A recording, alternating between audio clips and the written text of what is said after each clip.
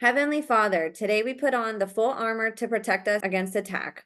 We put on the belt of truth to protect against lies and deception. We put on the breastplate of righteousness to protect our hearts from the temptations. We put the gospel of peace on our feet to walk in your light, peace, and freedom with the Holy Spirit. We rebuke anxious thoughts. We take up your shield of faith for protection to block and destroy all the darts and threats thrown at us by the enemy. We put on the helmet of salvation to cover our minds and thoughts, reminding us that we are children of a mighty King. We are forgiven, set free, saved by the blood of Jesus. We take up the sword of the Spirit, your living word, that has the power to demolish strongholds and is sharper than any double-edged sword. We come to you, Lord, in prayer daily. In Jesus' mighty name we pray. Amen. What's up, you guys? Welcome to The Imagination. I'm your host, Emma, and today I'm honored to have back on the show for a second time former guest, translator, former therapist, entrepreneur, survivor, overcomer, visionary, and another spectacular male survivor speaking up to share his story, Israel Sykes. The first time Israel was on, he was joined by Israeli survivor, Nechama.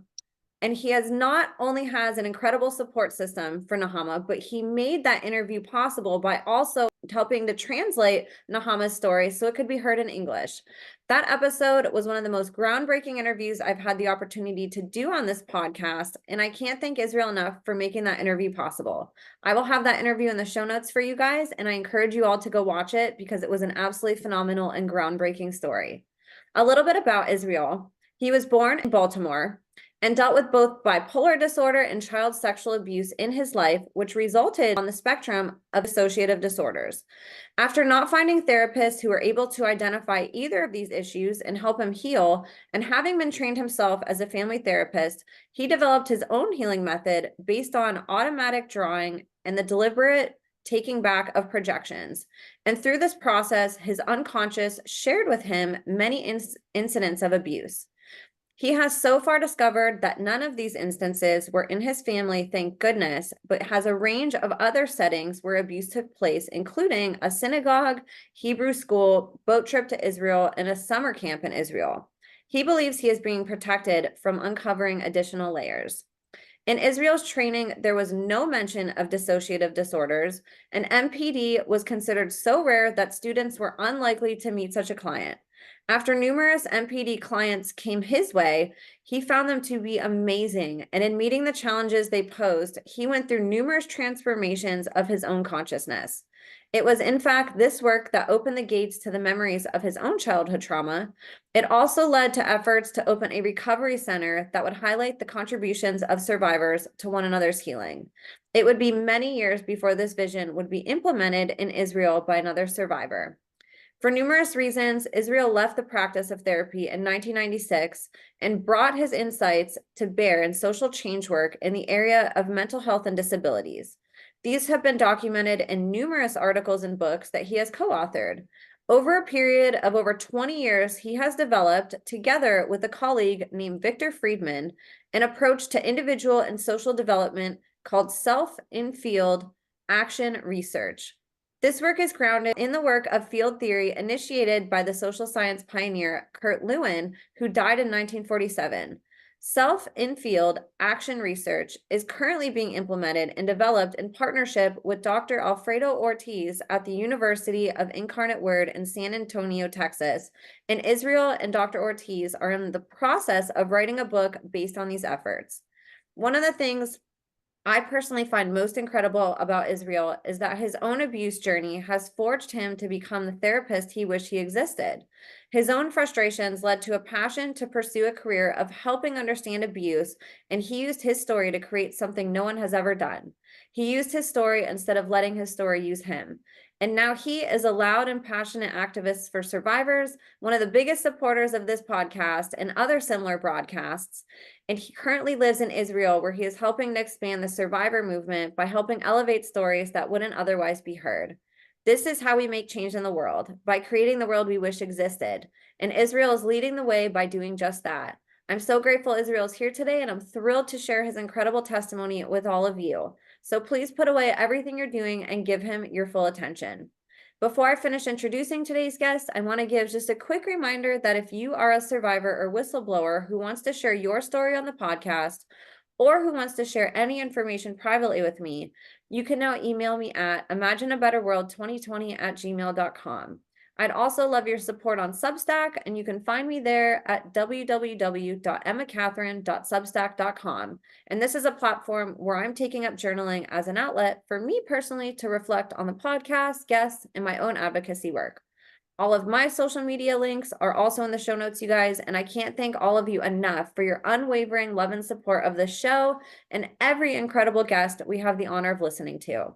So you guys, without further ado, please help me in welcoming today's guest of honor, voice for the voiceless, survivor advocate, independent researcher and investigator, creator and passionate provider of truth and healing, the one, the only, Israel Sykes. Israel, thank you so much for being here with me today. Thank you so much, Emma. Now I understand why everybody responds to these introductions that you put together. Well, you helped me put together some of it. You have an incredible biography and an incredible story, and I think it's just amazing how when you first reached out to me, I had no idea that you were a survivor. You were so passionate about advocating for another survivor that you met in the country that you're at, Israel. And so I thought that was amazing. And then to find out that you were a survivor and all this research that you've been doing and how much, I mean, really for how long you've been diving into this to understand it. You've been doing this since before dissociative identity disorder was even really a term, Right. before multiple personality disorder was really even understood. You've been diving into all of this and trying to understand the things that not only most people turn their backs to, but most people that were in your field of therapy turn their backs to and are very resistant and hesitant to discover. So you have an incredible story. I really want to talk about the things that you're working on now and the research that you've done since your healing journey began. But let's actually go back in time because you have a really amazing story of overcoming incredible obstacles that were put in your life as a child. And I'd love to talk about that, and we can lead that into how it inspired your career that you're currently doing right now. So let's go back in time and maybe talk about maybe your family life, and then go into when some of your own abuse started and a little bit about you. Okay, thank you so much. It's really an honor for me to be here. And as I said to you before, it wouldn't have occurred to me to turn to you, to make that leap from being a listener to actually reaching out for myself. I did it because I wanted Nechama to be heard. And when you suggested that maybe, that I could come on for myself if I wanted, and I went through a process and I realized, well, I do have something to offer. I think that people could benefit from hearing me, and it's been a beneficial process for me putting it together. I want to start with something in introducing myself, something that's it's called an I am from poem, which is something that is useful. I learned this at the University of the Incarnate Word from someone who was doing it there. It's a way for people to say who they are by really saying where they're from, what they're from, what people, who were the people, what were the places, what were the values, what were the songs, what were the the smells, all of those things for people to just put out there, and it gives a depth of self that one generally doesn't reach. So I'm going to have an abbreviated version of my own that I use to introduce myself here.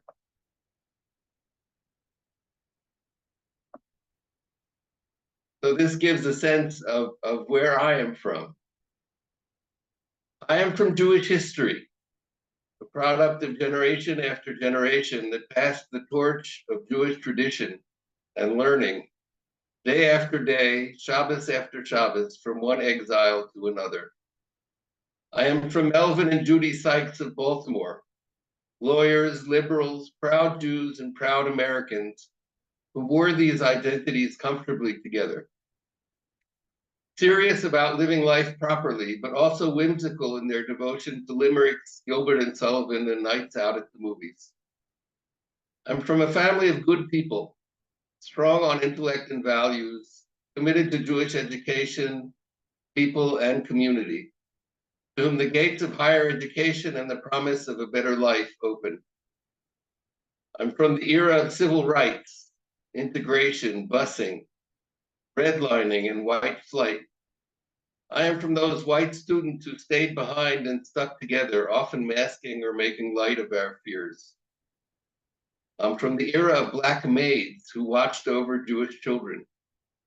I came home every day to Virginia, who cooked and cleaned, and whom I accompanied from room to room as we conversed.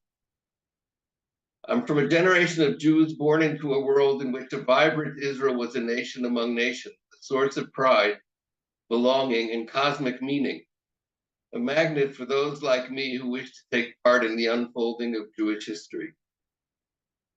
I am from the shadows, from evil crevices invisible to those not in the know, where children like me were groomed and victimized repeatedly. Yet we carried on year after year, ignorant of the Holocaust we had endured. I am from the privileged, those provided with resources and opportunities who nonetheless carried hidden wounds that would take years to heal. Wow. Oh my goodness. That was a really beautiful, I don't know what you called it. It was a little like, I am from poem. yes, I love that. That is a really great way to introduce yourself. Thank you so much for putting that together. Yeah, you're welcome. So I really recommend it for people to do as an exercise. As an exercise, people, you can do it like in groups of 2 or 3 that people just say it first. I am from, I am from, I am from, and then they go off and write it. And then you work with it, you work on it for a while until it becomes a poem that you feel that you can share. And it really enables people to share very deeply in a way that they wouldn't be able to without having gone through that whole process. So that's that. I want to talk about my own journey. That I'll start especially. I made Aliyah. It's called. I came to live in Israel after finishing a bachelor's degree from Johns Hopkins University. I said both of my parents were lawyers, and one of the reasons, not the only reason, I had been in the youth movements, and there was an ideology of going to live in Israel. But I also was at a point in my life where I really had no direction of what I wanted to do. I didn't have any particular interest. And you know, you have to make a decision of what's the next step after you finish college, your BA. So where do you go? My father always thought the best thing to do was to go to law school. And I really did not want to go to law school. But I actually had tested and I had done well. So I had my best way out was to move to Israel at the time, which was considered a positive thing. It was a good thing to do. But I got to Israel and I was still in crisis, really. I didn't know who I was, what I wanted. I had nothing coming from inside that I could follow of what I wanted to pursue. So a strategy in that situation is to just keep putting myself in frameworks. You know, when you're in a framework where you know what's expected of you, and to be okay, you have to read certain things, you have to take certain exams.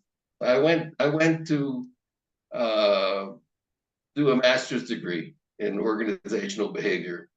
And that way I stayed safe in an environment that I was actually had an advantage because I was able to read English much better than the Israeli students. And it was relatively easy for me. And after that, I graduated and went into the Army, which is another framework where that you're told, what to do. During this time, during these years, I was beginning to feel depressed. And that was the first time that I went to therapy. And I was depressed and I was suicidal. I didn't know. I always, I had a feeling that something's wrong with me. Why am I so fucked up? What's my problem? It should be so easy. Why am I not able to get myself to do things that I need to do? But it was also very confusing those years because I had times when I had lots of energy and lots of potential, and my mind was very sharp and clear and creative. And during those times, I would set up for myself and also in the eyes of other people expectations. Because when I was feeling like that, I felt I could, I was going to be the next prime minister, or I had the capacity to do amazing things. And I went through these cycles, moving from energy and creativity to depression and suicidality. I spent a lot of time when I was feeling better buying books and reading philosophy, psychology. In fact, that was a period where neurolinguistic programming was being developed. And I read all the books and I began to help other people.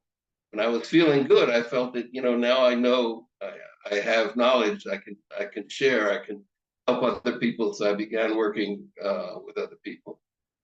At one point, I went to I had a therapist, psychologist, who recommended that I see a psychiatrist, that I get antidepressants. And they really helped. And I felt it was a big revelation for me. It felt good to me to know, no, I'm not. It's not that something's wrong with me. There's something chemical, and I just need to know that if I'm feeling that way, I need to go for the medication, and then I'll be okay. And that was a tremendous relief. I didn't mind, diagnosis of depression, because it gave me something that I could do for it, and it worked. The next year, when it happened, I had in my mind, okay, I know if I begin to feel those feelings, I need to get myself the medication. I went back. That psychologist, it turned out, was out of the country, and I went to the same psychiatrist. And that psychiatrist said, no, he doesn't think it's depression, it's anxiety. And he said, he doesn't think I need that medication.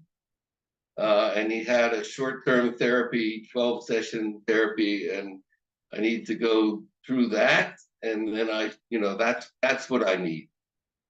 I ended up those 12 sessions and I was very suicidal. And he said, well, you seem to have a problem with your willpower.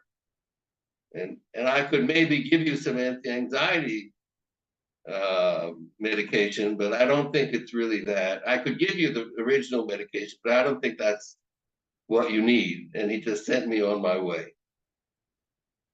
I was a mess. I mean, I was really, and by this time I had mentioned I was married and I had 2 kids. We were living in Jerusalem, and obviously my marriage was not, we didn't know what was going to happen. And we went to see my parents, and my wife talked to my parents about it. So I was really like on the edge of entering a psychiatric career. Like, my father said he hadn't realized I had sort of hidden it from I tried to hide the depressions from my parents. I didn't want them to see how bad it was. But when I was right there, they couldn't not see it. And so there was thought that maybe I would come home and I would go into some kind of hospital setting, and maybe my wife would go back to Israel with the kids. I mean, it was really, there was a potential turning point. But we discovered at that point, my wife had found, Nava is her name, she had found a certain program in family therapy in Philadelphia at Hahnemann University. And we went the interview. I mean, I didn't see what the point was. I mean, I was sure that nothing good could come of it, but she sort of dragged me, and we sat there with the guy. And at the end of the interview, he said, and this was in July, he said, okay, you can start in September. So, like, this was, God was opening up a gate for us. And so we came, my parents said, okay, whatever it takes, we'll help you to do it. And we came back and we rented out and we sold. And within a few weeks, we turned things over and we got to Philadelphia, and I started the program.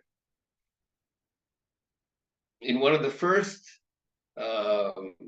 classes, there's a basic class in abnormal psychology, there's DSM, the DSM, Diagnostic and Statistical Manual.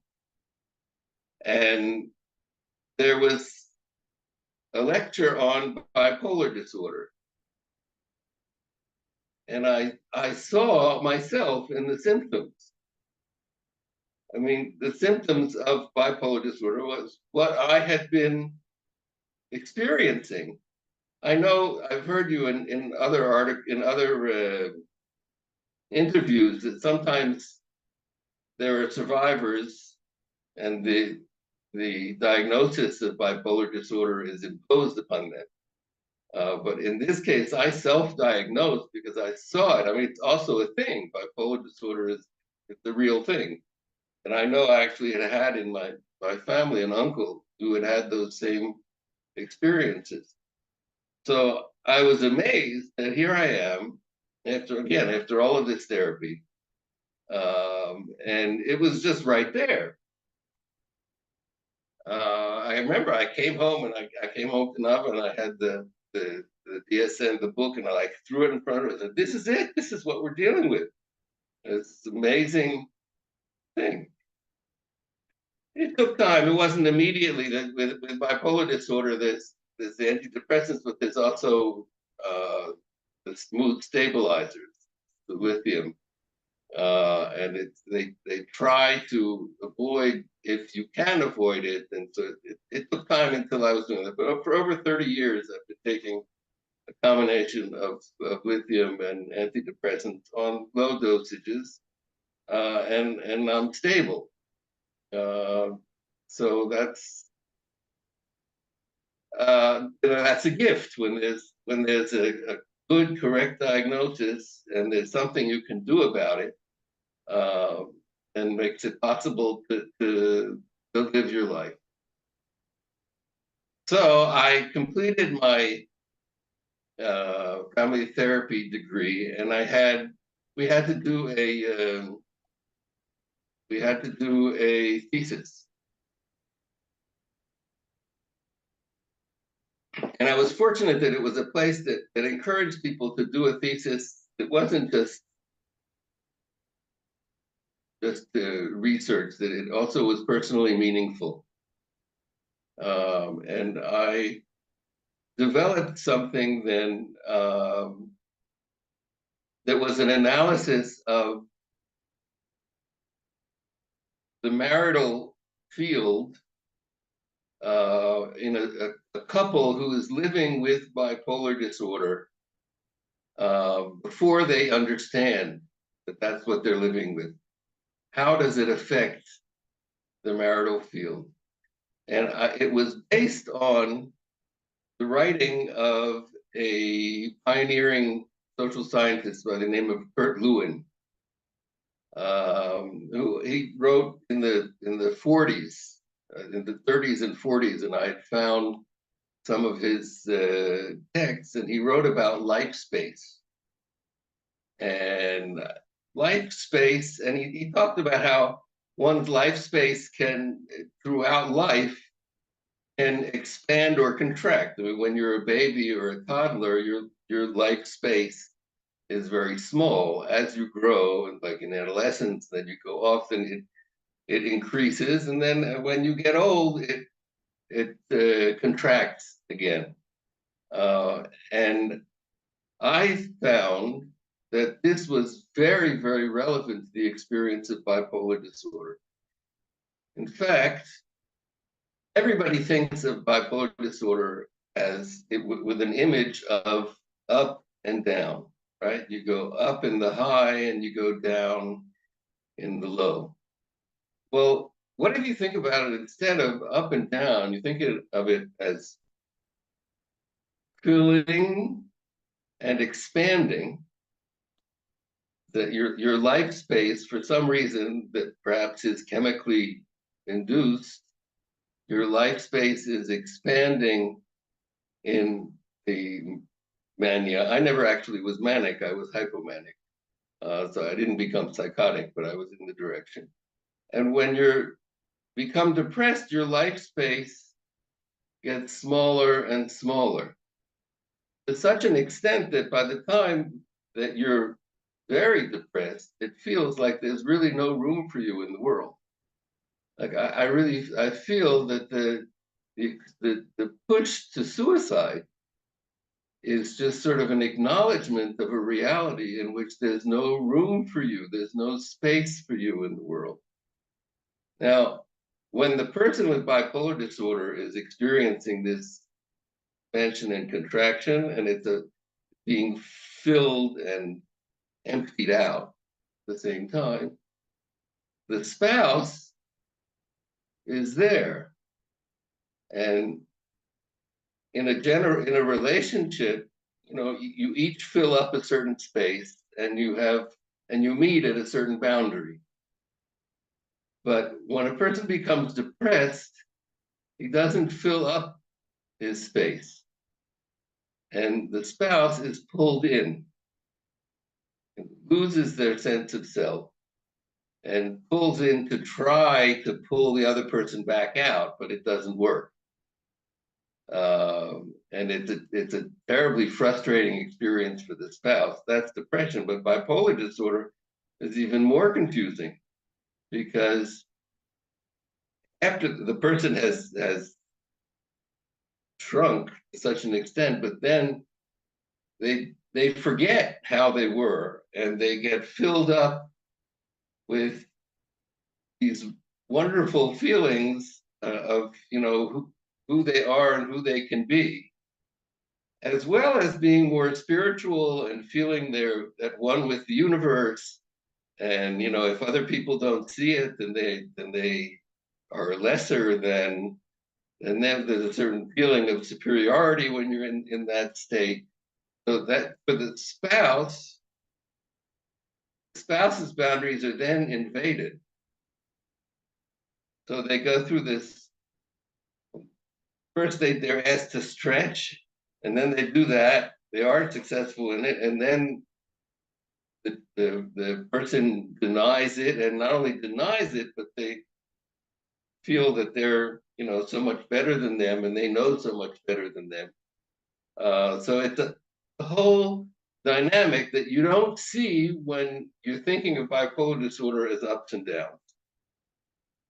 And many of the things that many of the experiences that were reported in the research made sense from this perspective, but the up and down didn't make any sense to them at all. So this whole experience of space, and seeing how a spatial analysis would make sense of things that otherwise made no sense, was very formative for me. You have any thoughts or questions? I just want to say, I like that. That's a much more conceptual way to look at something that is really hard to understand. I have known people and have had people that are very close to me in my life with bipolar disorder. Mm. And I can relate to what you're saying, where there's that expansiveness and contraction, and that it's not necessarily like this up and down thing necessarily. Like that to me was a hard concept to relate to also, but I never considered it the way that you just did. And I think that that's also a way for people who suffer from that to feel like they have a more positive way to look at what they go through, because nobody wants to be down, right? Even though that's what they are. But when you think about sort of like your life force shrinking in, and I loved how you said you don't feel like you have a place in the world. I think that that is very relatable to a lot of people who suffer from something like bipolar disorder. And that's not necessarily because they're just down. It's like, I love that you're saying your life force energy, is contracting in comparison to where it is. And those extremes can be so much that when it expands so much so quick, I'm sure for people that can feel very a very stark difference compared to the contractual energy, which can feel so small. So I really like how you're helping people reframe this, and that also can when you think about every single person having that life force and not just an up down of somebody with a disorder, then you can relate it to people in your life and say, oh, well, everybody has this energy force Right. around them, and how am I interacting with it? And it's such a better way too, I think, to relate to other people versus just, I'm up down and you're not. Like, I can't relate to you, you can't relate to me. Instead, it's like, now we can relate. Now you can understand that your life force is here. And sometimes mine gets smaller than that, and sometimes mine gets bigger. I feel like that's a really powerful way to interact with people that sometimes therapeutic terminology it doesn't allow. Sometimes I think that terminology that we give patients makes them isolated with what they go through, and they feel like they can't relate to everybody else because those terms are so selective to them. Where what you're saying is really empowering, because it allows every person to not only be conscious of that life force energy in themselves, but also the people around them, and seeing how that interacts. So I want to thank you for that. I think that's a really beautiful analogy and metaphor to give people who might struggle with some of what they've been told, and some of what makes them feel very isolated from relating to other people. I just want to add a couple things to this before I move on. Um, there's a difference between a thing, a diagnosis, which is then becomes a thing that a person has, and a process. And what I describe is a living and ongoing process. And it's true that these are experiences, this expansiveness and contraction and filling and emptying. Those are the things that everybody experiences. In the case of somebody with bipolar disorder, I think there's something generating it somehow inside more systematically, uh, and not necessarily connected to outside things. But another thing is that it has practical implications that I use for myself. I mean, one of the things that happens, even when you get, let's say you get medication and you're feeling better, I think you develop a phobia of the depression. So even when it's not a biochemical thing, if you feel something that feels like the depression starting, so you react with a phobic reaction. Oh no, here I go. I have no way to do anything about this. This is going to come and it's going to develop and I'm going to get down there. So the way that we react to the change escalates the problem. Whereas if, again, once you're basically stabilized, you have those, you feel the contraction and you can say, well, it's just contracting a little bit. That's okay. So what should I do when it's contracting? Well, I should do the dishes and do the laundry and not try to go out there and prove anything. I need to be at peace with this level of energy. That's what I have, and it's okay. Then you avoid that escalation, and within a day or two, you're out of it, because there's this natural fluctuation, but you get caught when you hold on to it, to try to avoid what you're afraid of. So that's bipolar disorder. If there's anybody out there that can be helpful for, or that has any questions, that paper was, I mean, it was my thesis. It was never published. Nothing ever happened with it, which is a shame. You should publish it now. You should bring it back. Yeah, well, maybe here now I'm getting it out. Yeah. I started working as a therapist. I finished my thesis. I finished all my requirements. I worked in a mental health clinic in New Jersey, and started seeing people. And almost from the beginning, I had people coming to me and saying that they had been sexually abused. It was in the early 90s. It was after The Courage to Heal had come out. It was, the book, The Courage to Heal? I haven't read it, but I'm familiar with it. Yes. Yeah, that was part. There was a movement of a recognition that sexual abuse was, it was much more common than it was thought. That's also what was, the false memory syndrome was in reaction to that book. But anyway, they came to me and they told me as a therapist that they had been sexually abused as a child, and I had no idea what.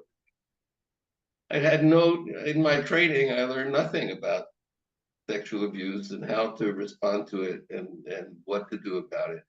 So they didn't even, it wasn't just like DID and MPD, like they didn't even teach really sexual abuse. Not at all.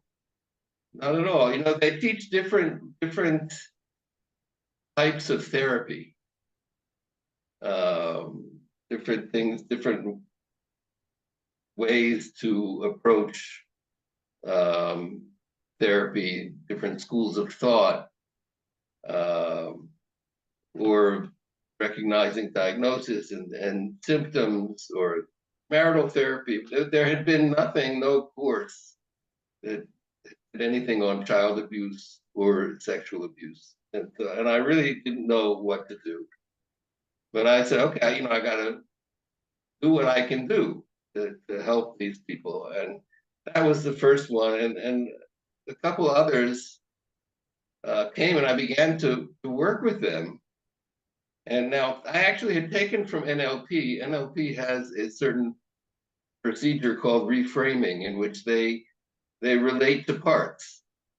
They have the basic idea is that parts have taken on a function, and that you can get in touch with them and help them to change what they're doing. Once they realize that what they're doing is just creating the problem, they can be willing. So I brought that, and I began connecting to the parts. And as I connected the parts, it was something very special, that I was able to help people see and hear in their inner worlds.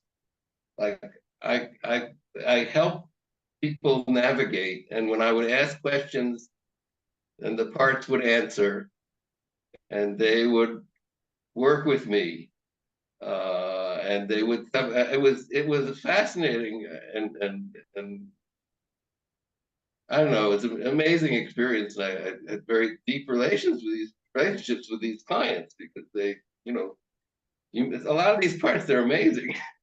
They're doing amazing things for the people, and then you get to the point where they're also sharing things that had been done to them.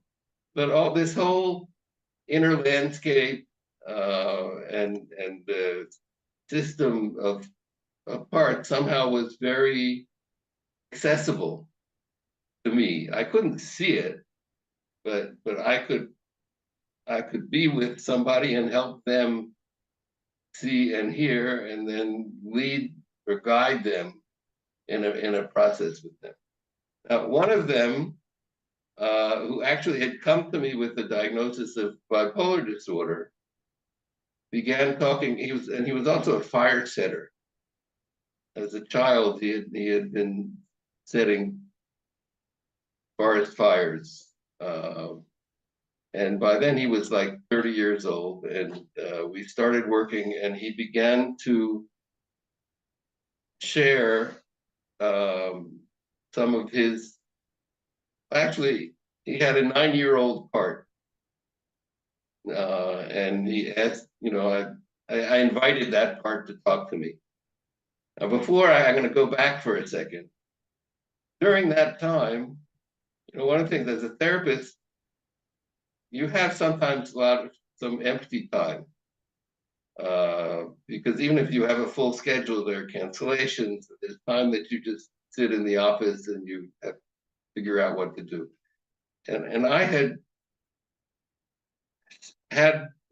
taken to doing something. There's a psychoanalyst named Winnicott, famous psychoanalyst, and he did a lot of work with children, and he developed something called the squiggle game. Now, the squiggle game it helps to develop a conversation between therapist and child. The child just sort of does a squiggle on the paper, and then the therapist sees that squiggle and fills it in to make it a thing, right? And then the therapist does a squiggle and the child fills it in to make a thing. So you see projection. Things will come out of the child that otherwise you wouldn't be able to see. And it's a fun way. So there was this squiggle game. So I decided to play the squiggle game with myself. I was there, I squiggled, and I looked at it. And then I filled it in and I gave it a name. And I had a bunch of these pictures of squiggles and pictures. There were some missiles and things that it didn't really make much sense to me. Then I saw this, I connected with this 9-year-old. And he spoke to me about experiences of sadistic abuse by his stepmother, things that had been done to him. And I found myself, I wasn't there anymore. I was saying to myself, I cannot listen. I can't hear him, but I have to at least let him think that I'm hearing him, I'm listening, because he deserves to have somebody listen, but I can't hear what he's saying. And I have to get through this session, and then I have to figure out what's going on. So that was a full-blown dissociative experience of mine, that I had no idea, like, where was it coming from. So I looked when it was over, and again, I'd been to therapy and I'd had supervision and everything, but I came back and I looked at the pictures that I had drawn in the squiggle game. And all of a sudden I saw that it was full of sexual imagery. What was a missile, it was really stages of an erection, things that, like, where the hell? What is that doing in my head? It made no sense. It didn't connect with anything that I knew about myself. But I had this tool of the drawing, because I didn't know what to do with it, but I started to draw and draw and draw, and all these different things began coming out. And first of all, what came out was a picture of a shattered self, like many, many, many, many, many, many parts, each one with animals and people doing different things. They were all very much layered over one another. It was like a very thick mattress or a rug or tapestry filled with lots of different things. That really was the beginning of my recognition that I had been sexually abused. And I had that tool, and I used that tool. Most of my recovery I did on my own using that. That I would recognize when something was coming up, or when my head would get full, and it was time to draw, and I would draw it out. And over time, I recognized also there was a process of stages. There was a first stage that I would draw the parts. There would be different parts. Some would be children parts. There would be other parts that would be all upset and warning. And it's interesting in mine. I don't see inside, and I also didn't hear, and I also my feelings are not. I don't feel strongly. What I had were these pictures, which is it's a part of me. It's something in me that was dry. I would just let my hand go, and it would. And I had no artistic talent whatsoever, but it would draw these pictures, and they were systematic. First, they were on the first level. There were these different parts, and when I would say, I want to go, I need to get, what is this about? What's the story? And I would sort of let go, and after several layers of drawing, there would be a story. There would be, a story of abuse, of all different kinds of abuse. And then I needed to think, where in my life could that possibly have been connected to? I mean, this experience, I want to emphasize, to go back to this issue of a transformation of consciousness. The first transformation I had was in recognizing multiplicity, and just being open to the fact that the person sitting next to me is made up of all of these different parts. That requires a whole shift. People they just can't do it. If you work on the assumption that can't be, then they can't see it. So that was one. But this is the second one that I who I thought I was is not who I was, or my past, my narrative. And I see that comes up in almost all of your guests. I mean, the person that they thought they were it's a very small part of what their life was. And it requires it requires a very brave step of letting go, and that's part of the fear of letting the stories come up, is to acknowledge that you're going on a journey in which you're going to realize, that who you thought you were is not who you are.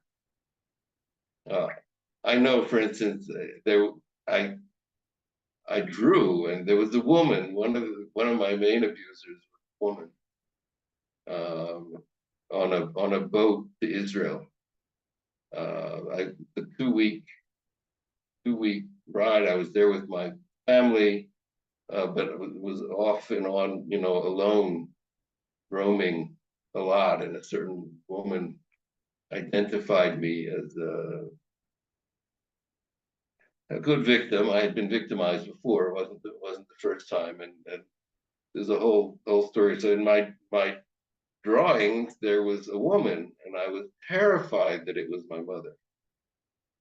You can imagine that.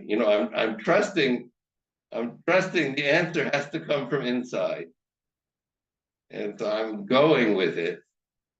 But there was a time when I really did not know, and obviously that changes everything in your relationship with your family. I mean, I'm blessed that I have a very good relationship with my family. They've been supportive of this. They They didn't do it. They couldn't have known. I didn't know. I didn't know to tell them. Anyway, I'll take a break. You have any thoughts?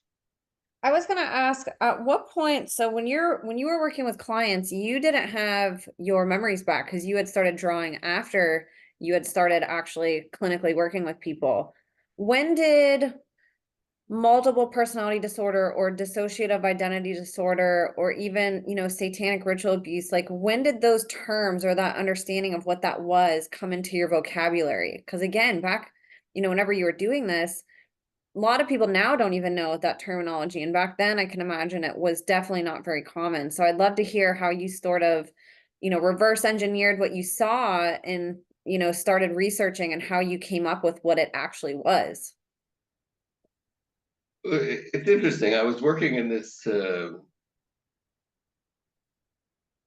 mental health clinic, and I talked to to me, it was clear multiple personality. And I started doing research, and already then there was a journal on dissociative disorders, and there was a literature, and there were people who were saying that it was a lot more common, and that they already had ways of working with them, and that it was an alternative. So it existed, but it was always very much on the the boundaries. On it was mostly excluded from the field. That that group of therapists themselves dealt with trying to bring it into the regular discourse. I brought it up with my supervisor, and she said she didn't know. Nobody there at that clinic had ever diagnosed multiple personalities. She had one client who came to her. She was already diagnosed with multiple personalities, so then she worked with that. But there were these same people. There were the same people that happened to get to me.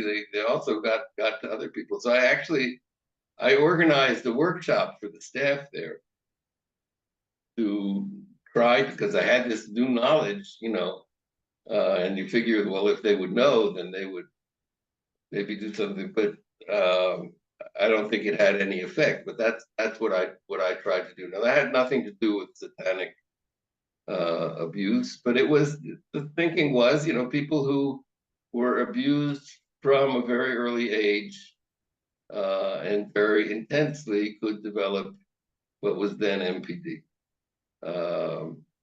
and often together with sexual abuse. But I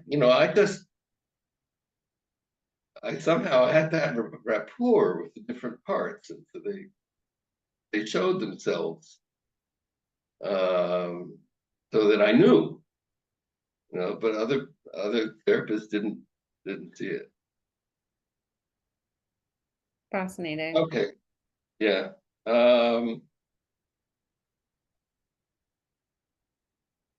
So of course, that also fed into my disappointment with therapists. I had the fact that I had to discover myself. Also, I was able to go back to my own therapies and to see that my parts, they were there. And they, if they had been seen, if somebody had thought about it, had opened a door to it, then they were there and wanted to be seen and related to. But so looking back at that, it's a combination of, on the one hand, you're angry, but on the other hand, you realize it's a systemic thing. It's not just, a particular therapist. It's a whole field that's blind. And so what can you do? How can you somehow change that? But that's a very, very big task.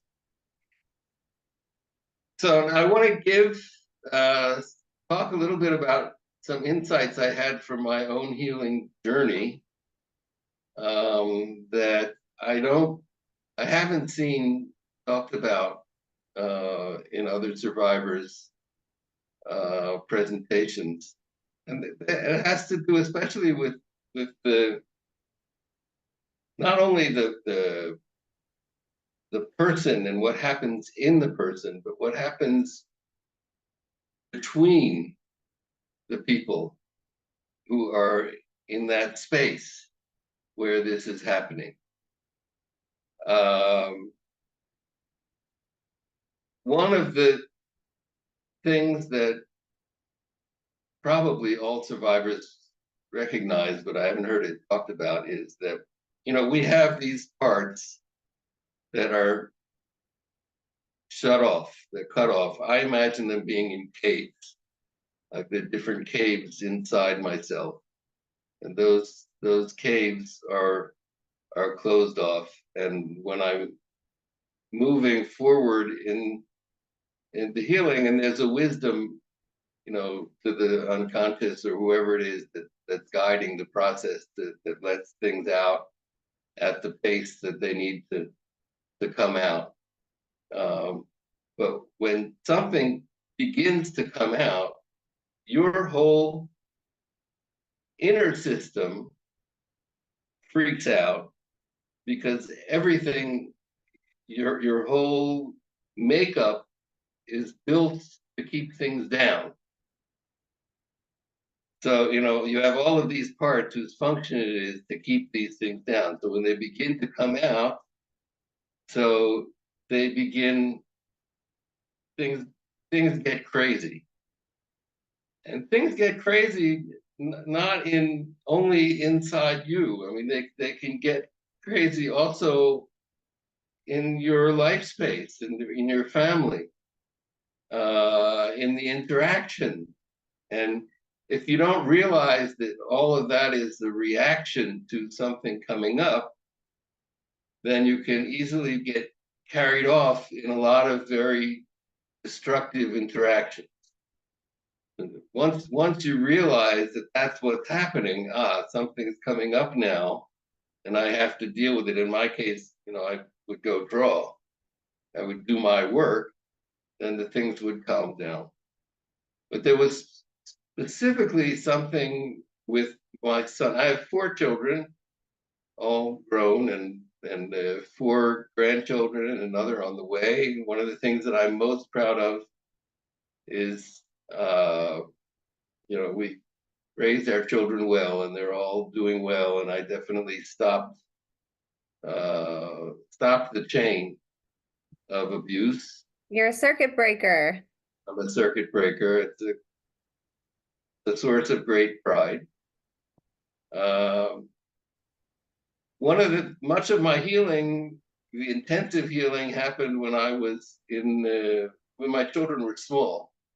My oldest was 3 and 4, and I used to get into very, very difficult interactions with him. He would be very stubborn. He would drive me crazy. And one time my mother-in-law said very nicely, he said, I don't understand. He's such a sweet little boy. Why he wasn't challenging me. She was expressing some, sorrow that he's such a sweet little boy. Why is getting to be so difficult between us? And at this point, I recognized that I was feeling victimized by him. In my interaction with him, I was experiencing myself as a victim. And I realized that I was projecting onto him the perpetrator. In my experience, I had these various abusive scenes coming up. And so there were the different roles in the abuse. And one of the most important defenses that we have from accepting these parts of ourselves that we don't want is to project them onto the people closest to us, and especially children, because they're very vulnerable to projection. So I came to understand that any time that I felt that I was being victimized by him, if I felt that he was abusing this, I mean, 3-year-old kid, 4-year-old kid, but he was very powerful. But there wasn't anything that I could do in the interaction with him to make a difference. It wasn't, as long as I was in that projection, no matter what I would do, would just continue that. What I could do was to go draw. And that's what I did. And when I did, every time, things calmed right down. I mean, I made a very clear, conscious, deliberate decision that, okay, there's a perpetrator. It doesn't belong in him. I am able to take it inside. And I can pull back that projection and relieve him of that. Now, very few people can do that. And the vast majority of people make these projections, and children's lives are set on a whole course, because a child grows up, they see their behavior and they decide who they are, also by looking at how they behave and how other people relate to them.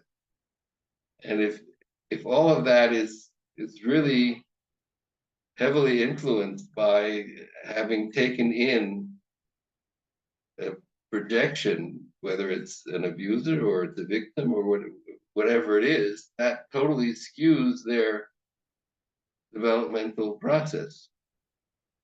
So I did that work and I took it back. Now, recently, over the last couple of years, I told that story quite a few times.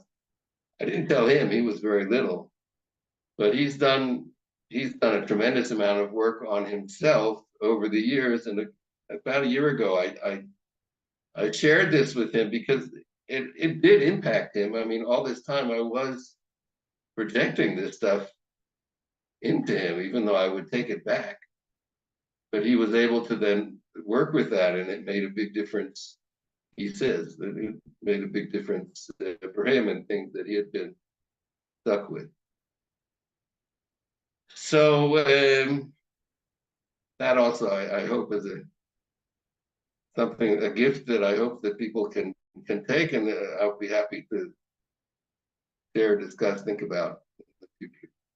I think that's wonderful that you were able, even though he was too young to probably even remember anything like that, our unconscious minds always remember everything. And so being able to at least address it with him, it's healing his unconscious mind and those memories that are within him just by realizing what happened. It can be very validating for parents to go back and do that with children, I believe. Not that you're gonna, be able to address every little thing, or even remember every little thing that we do wrong in a kid's life, but being able to at least have those conversations, I think in itself are not only healing for the parent to be able to reconcile whatever it was that maybe they have guilt over as a parent, but also for the child, on some level, whether it's something that maybe they do remember or even if they don't. So I think that's really awesome that as a parent you took initiative and, are helping your kids heal from things that maybe you were like, gosh, I could have done a little bit better, or now I see why I did that. I think that's really cool that you're helping teach them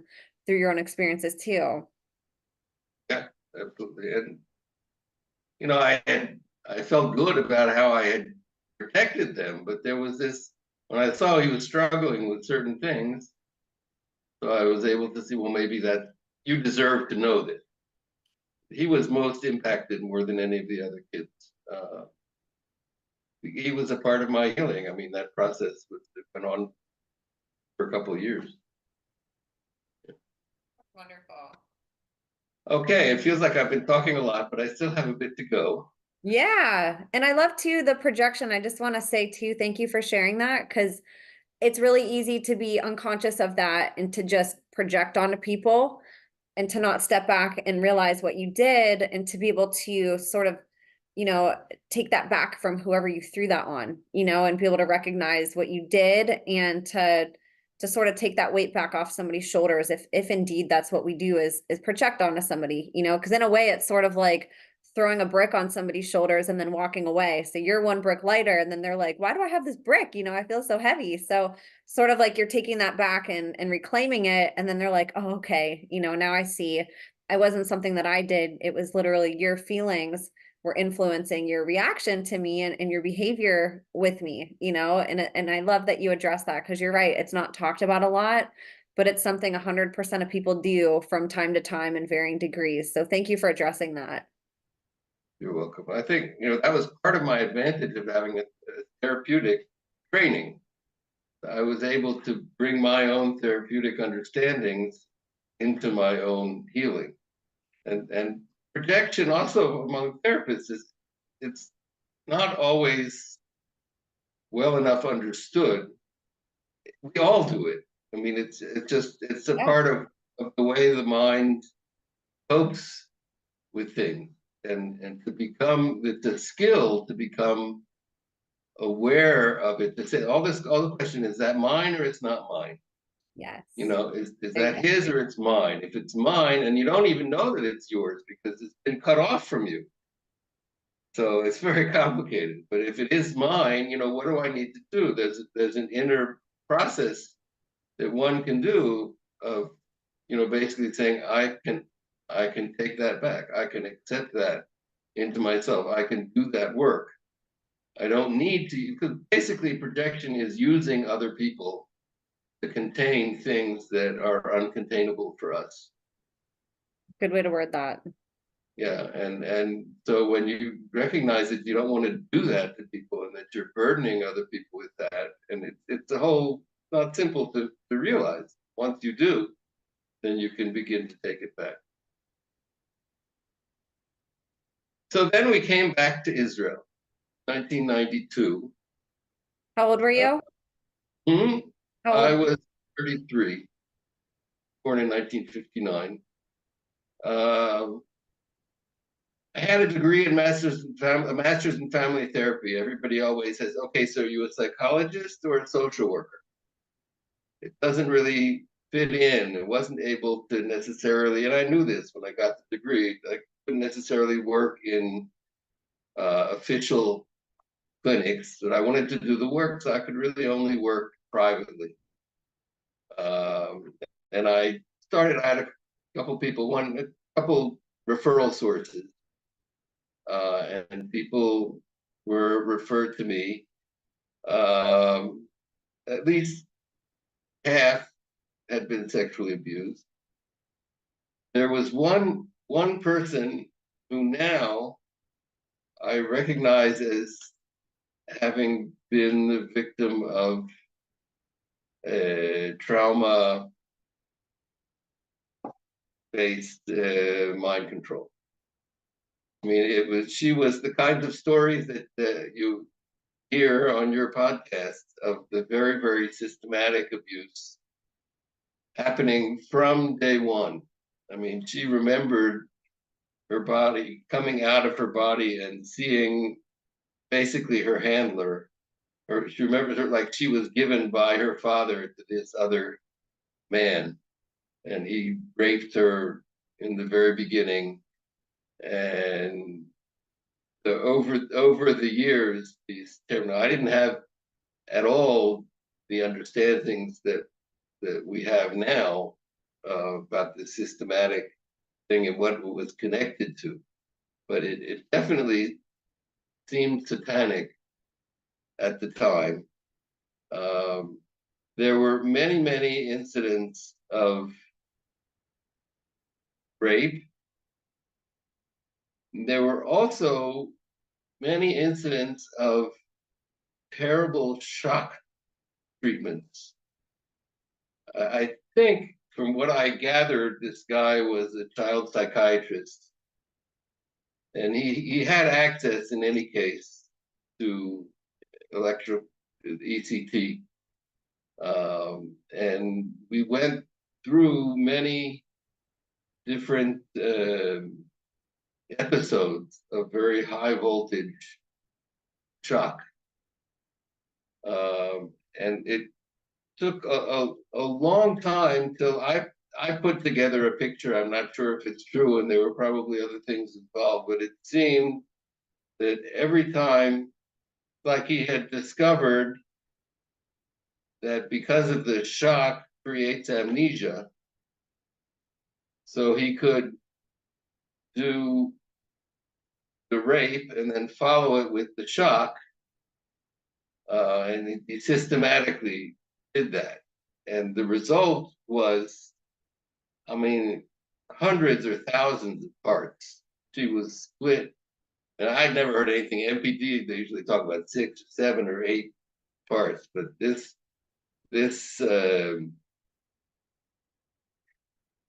the trauma was so severe that in one event there would often be many children parts that came in one after another to contain it. In fact, one time she would call, and she'd call on the family phone, and my wife answered the phone, and there was this 3-year-old girl type sounding voice, and she would ask to talk to me, and she would say I wasn't home, and then 2 minutes later, she would call again, not having known that she had called. I mean, there were all these different parts that came out. There were a number of things that insights that I got from that, that the trauma, this extreme trauma, creates a void. It's way beyond what the human body mind can contain.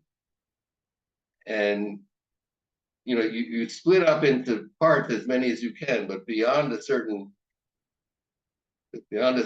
point, you either die or something comes in from the outside. And there were many souls outside. That's how I understood it. Outside souls that came in that did the work of containing parts of the trauma. Some of those were good, and some of them were bad. And when you're working in healing, so you have to see and discern who you can work with and how. But I began thinking in terms of much more in terms of soul. She remembered very clearly where she was born, the room. Like she was already there when the day that she was born. That part of her remembered visually the entire scene of when that man did what he did and where he did it. So I think of it in terms of a soul. I mean, she couldn't possibly have been able to do that cognitively in terms of her cognitive development at the time. But there was something beyond that. Now, at this point, so I worked with her. I had another client, a woman by the name of Hadassah, who also was PID. But in working with her, I came to recognize that she had an incredible spirituality. I mean, she was so close to God. I mean, she was there. She was with God all the time. And one time I was discussing, I don't remember exactly the context, but I was talking about how I work as a therapist. As a therapist, I work biologically. I want to, I believe that the different parts have their benefit in mind. I need to connect with them, help them to see the situation and to change what they do and how they do to promote her healing. And she came back at me and said there's some things that you have to deal with authoritatively. You have to deal with authority. She said, for instance, that she was able to walk down the main street in Jerusalem and she could see all these beings of the people that were like sitting there, and she could see different beings that were giving various voices or sort of demons that she could interact with, and they were harassing this person, and she could interact in an authoritarian way and get them off, but it's not worth her energy because they'll just come back when she's gone. But I said, what are you talking about, authoritarian? It doesn't make any sense. And I realized, and this was another transformation of my consciousness to become aware of demonic effects and satanic effects, and that they are affecting us all the time. And again, it's totally outside of everybody's awareness, but I could begin to see them in the therapy room. Well, I don't see them, but I see the effects of them.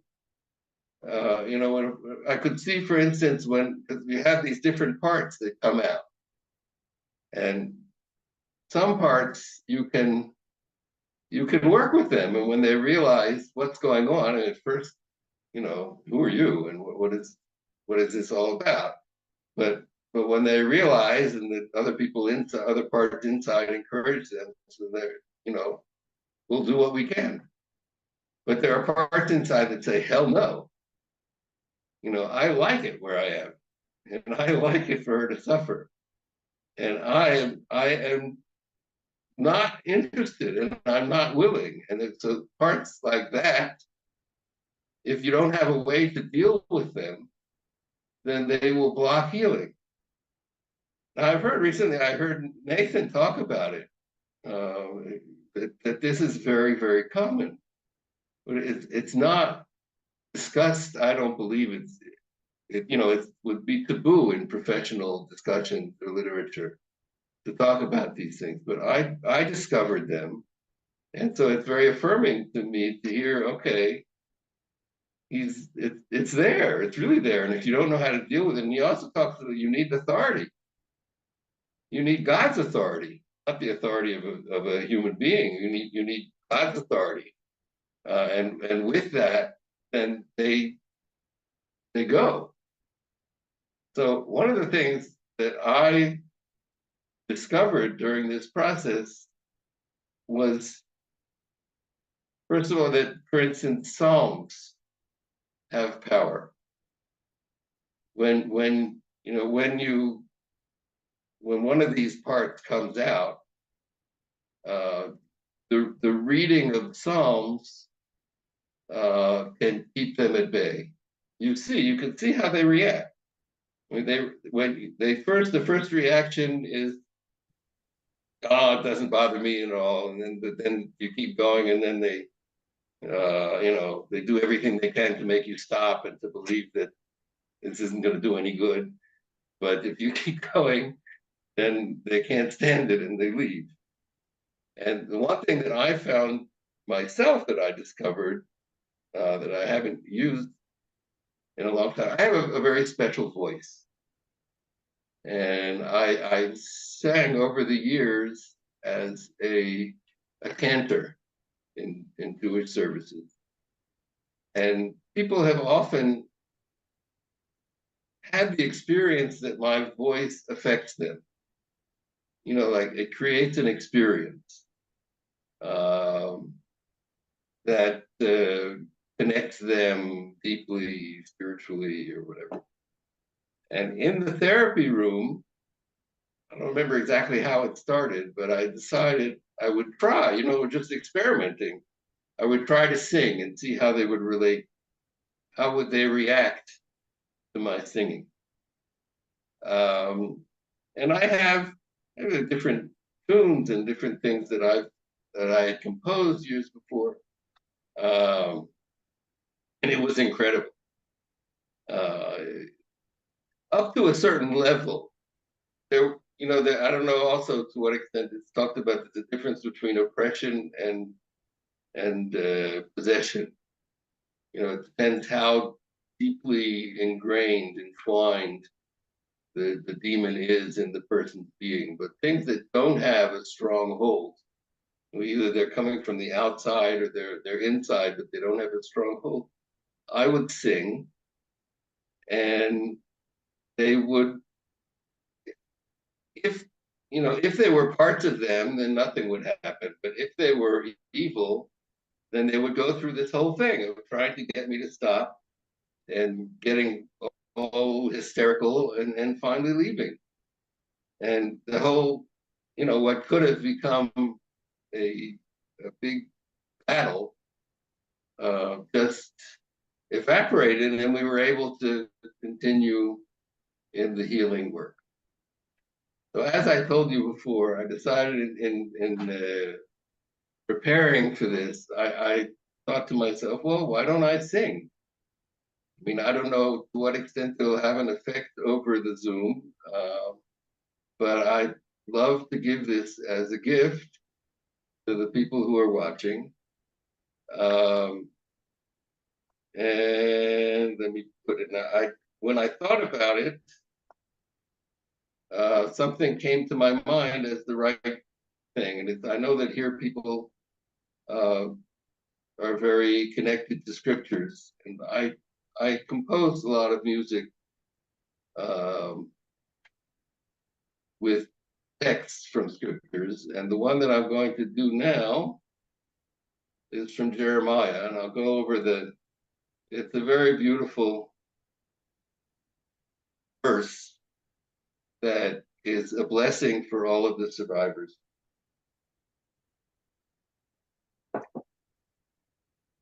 He will be like a tree planted by the water. I'll be singing it in Hebrew, but it sends out its roots by the stream. It does not fear when heat comes. Its leaves are always green. It has no worries in a year of drought. It never fails to bear fruit. והיה כצעקו על מים, ויובל ישלח שורשה. והיה כצעקו על מים, ויובל ישלח שורשה. ולא יראה יבום ויחיה יבום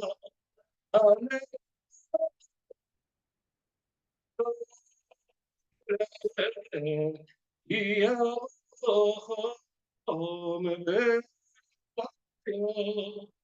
עליהו רענן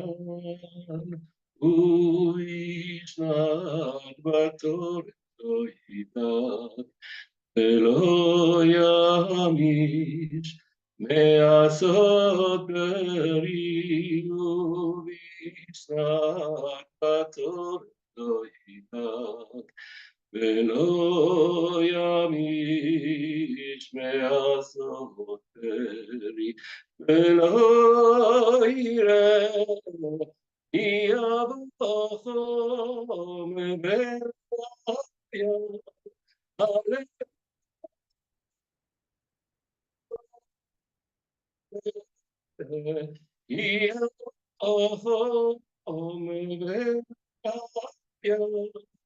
עליהו רענן ובישנת בתורת לא ידאג ולא ימיש מעשות פרי ובישנת בתורת לא ידאג ולא ימיש מעשות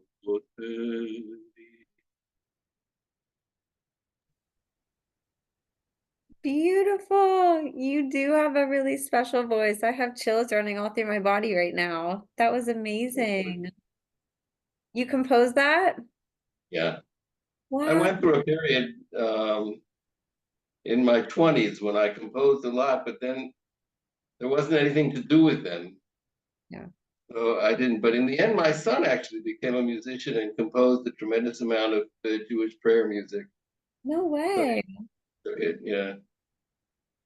And so what was when you would do this in therapy, what types of things would you see happen to the client in front of you? I think that's so neat Oh, that you experimented in these. yeah, it was amazing. Sometimes it could be a client who, if it was oppression, they could like be in a state where it's all cloudy and they couldn't think, they couldn't get their clear thing, and I would sing that, and then the clouds would disperse and they would be clear. If there was a specific demon or whatever, it was very predictable. It would, it would at first say they don't care, but then as I would sing, they would get very agitated and they would try and get me to stop, and then I would keep going, and then in the end they would dissipate. They Wow. would be gone. Yeah, it was amazing. Now there were some, it had a power up to a certain level, and this woman Hadassah actually at the time, she had the authority to do deliverances, uh, much more serious, real battle. And I participated in that a few times. Um, that was a different level, but for up to a certain degree, it worked magic. Incredible. Wow. Thank you so much for sharing. I think, learning from people like you and others who aren't afraid to sort of look past their cognitive dissonance and explore. I think it's really amazing, what some people are trying in these settings that go so far. I don't want to say against, it's just you're not taught to do these things in traditional school. So it's really neat to see people who are saying, well, okay, here's the toolbox that I had. What can I add to it? Might not work, it might work, but what are some things that I can try? I think that's really creative and beautiful. Music is something that unites all of us, and when you tie it to scripture, especially in the context that you were using it, where it's, hey, is this oppression? Is this possession? Is there something that needs rebuked in this person? There's nothing more than demons hate than, scripture sung to them. Yeah. So I think that's really clever that you thought, what, let's just give it a try, let's see what'll happen. That's really neat. So with the whole, just thinking about scripture is so foreign to what you learn as a therapist. And Yes. to recognize the power of scripture, but I experienced it, like I felt like it was an empirical thing. It wasn't just some crazy faith. I had experienced it. I saw that it made a difference. What would you recommend for survivors who might be going through either oppression or possession and don't know what's what? Are there some clues that they can sort of determine, do I need to, get this level of help, or do I need this level of help? What are some ways that people can sort of categorize themselves or learn how to do that? I don't know, like I saw it in interaction. Gotcha. And I was the outside person. Um, you need somebody to work with somebody who can have that discernment. It's a question of discernment. Okay, I want to talk now about why I stopped work as a therapist. Because it's on one level, it's very sad because I really loved the work and I was very good at it. Um, but a number of things happened, and looking back at it now, a number of things happened. First of all, like I said, I was in a pretty vulnerable position professionally because I did not belong to a professional group. I was sort of out there in the independent practice, and I was doing these pretty off the wall things that I really couldn't talk to any therapists about. What was, did you ever talk to people? Like what was, how did people respond to you that were in your field? I couldn't talk to people in my field about it. I mean, even just just MPD was almost taboo. And among there were maybe 2 or 3 people in Israel that were working with PID, MPD, and they certainly were not dealing with demons. And nor did they want to look at demons because they wanted to be accepted, as a professional discipline. So all of this stuff, and I was learning from my client who had become my spiritual mentor. I mean, it was not a very strong position as it was, but a number of things happened that pushed me to it. Also, in the context, that was the context in which even people who were dealing with dissociative disorders were under attack because of false memory syndrome and satanic panic. I went to a workshop given by the Bessel Clark. What is his name? There's a famous famous therapist in Europe who was brought here, and somebody came into the workshop trying to convince people that this was a cult and that this was, all a sham, and it was, so there was this, the opposition was already moving in just on dissociative disorder. I also at that time had a very intense therapy that actually I had tried with this woman Hadassah to do a deliverance, and he killed himself. And I actually discovered him. It was a very intense thing, and that was obviously very difficult. The thing that most made the difference was that I became sexually aroused with an MPT client. There was something in the interaction with her that turned me on, and I didn't do anything, but my boundaries got worse. I had longer sessions, and she felt on the one hand that she really was benefiting from the therapy, but it was becoming unsafe. And she asked me, she said she would only continue if I would have supervision, which is perfectly legitimate, but where was I going to find supervision when I couldn't even tell, anybody what I was doing? So I didn't get supervision, and she left. And after I don't know how many months, she contacted me from her next therapist and invited me to have like a confrontation.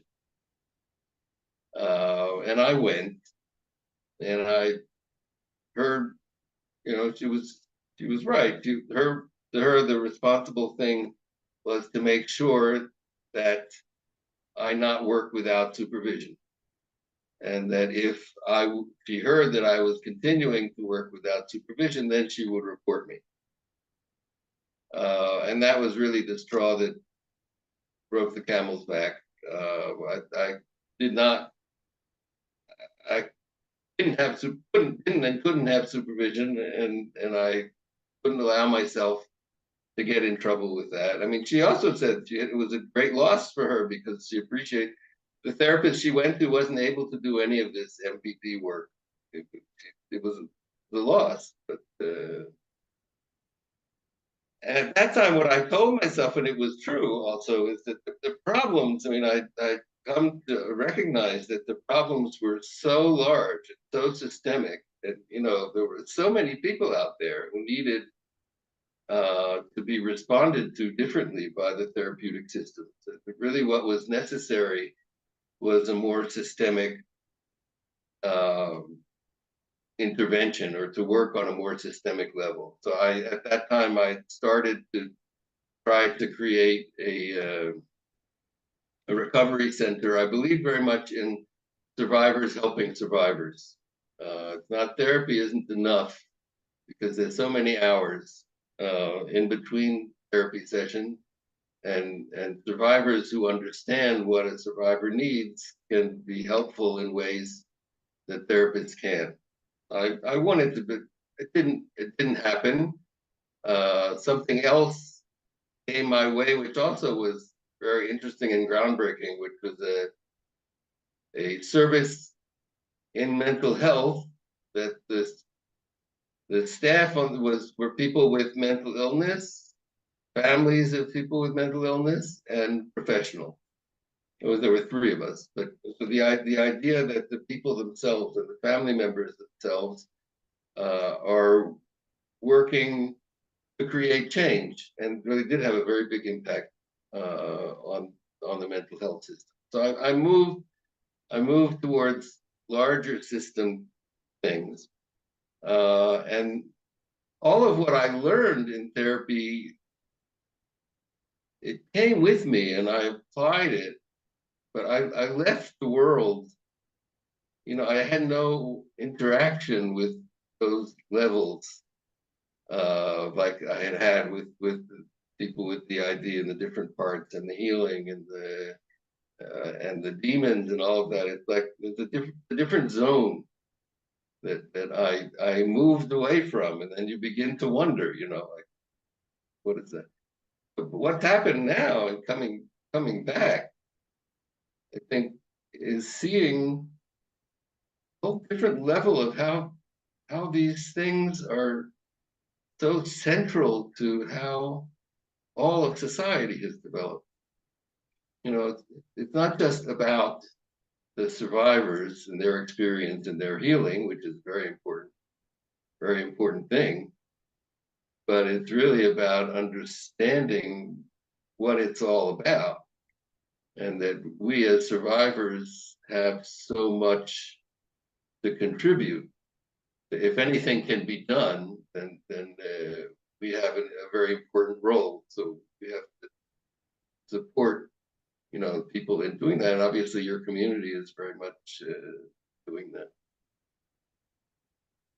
I'd like to talk about the social space that also fits into this big picture in a very interesting way. So I told about my master's thesis and the expansion and contraction of space, and space. It's like usually people talk about space as like a metaphor, but I experience it as a reality. It's not only that we feel that our space is expanding. There is something there that is expanding.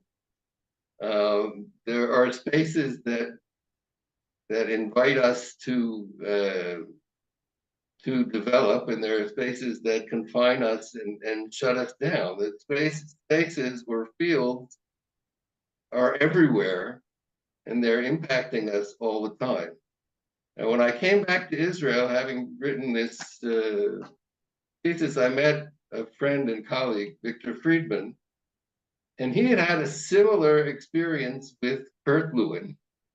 But he had discovered Kurt Lewin and life space, and had an experience in which he goes back to an experience he had when he was teaching in a certain school. And you know how sometimes you can be like in an organization or in a setting, and you feel like it's an open field. There's so much you can do, and nobody's going to stop you. There's so many possibilities, and all you have to do is move ahead and do it. And sometimes that kind of field, he had an experience in which he had a field like that, in which that field shut down. Like sometimes you feel like you're in something like that, and then the new person takes over in a position who has a different way of doing things or way of seeing things. Uh, and all of a sudden, that space that you had that seemed so full of potential becomes very, very limiting. And many times in my life, I've had that experience a number of times where I first will try to change that field so that it'll be like what I believe it needs to be. And if it doesn't work, then I'll leave. Like there are fields where we realize, okay, we can't do anything about it. We have to go and try and make our way somewhere else. But Victor and I discovered together Kurt Lewin, and there was a very big mystery that we started our collaboration with. Kurt Lewin is a very famous social psychologist. He's in all the basic texts everybody knows. He's one of the founders of social psychology, and his name went on, and he was recognized. But the essence of what he wrote, which was field theory, was lost. The things that were most important about what he wrote. Now, he died at the age of 55 in 1947. He was an Austrian Jew who came to America in 1933.